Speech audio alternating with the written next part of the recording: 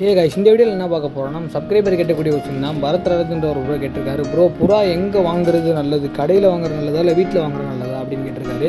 நீங்கள் போய் பார்த்தீங்கன்னா ஒரு கடையில் வாங்குறதோட பார்த்தீங்கன்னா எனக்கு பார்த்தீங்கன்னா ஒரு வீட்டில் வாங்குறது நல்லதுன்றுவேன். ஏன்னா இப்போ நீங்கள் ஃபஸ்ட்டு பார்த்தீங்கன்னா ப்ரைஸ் ஆரம்பிப்போம். ஒரு கடையில் போய் பார்த்தீங்கன்னா அவங்க பெட் ஷாப் லெவலில் பார்த்தீங்கன்னா வச்சு அவங்க அந்த இடத்துல சேல் பண்ணுறப்போ அவங்களுக்கு ப்ராஃபிட் பண்ணால் அவங்க ரேட்டு கூட தான் வைப்பாங்க. இதே பார்த்தீங்கன்னா ஒரு வீட்டில் போய் வாங்குறீங்கன்னா டேரெக்டாக நீங்கள் போய் பார்த்தீங்கன்னா வாங்குற மாதிரி இருக்கும். அப்போ காசும் பார்த்தீங்கன்னா உங்களுக்கு ரொம்ப கம்மியாக கிடைக்கும். அதுபோக பார்த்தீங்கன்னா பொருள் பார்த்தீங்கன்னா கரெக்டான பொருள் உங்களுக்கு கிடைக்கும். நான் கடையிலையும் பார்த்தீங்கன்னா கரெக்டான பொருள் தான் கிடைக்கும். நான் ஒரு சில கடையில் பார்த்தீங்கன்னா மாற்றியும் கொடுக்குறாங்க.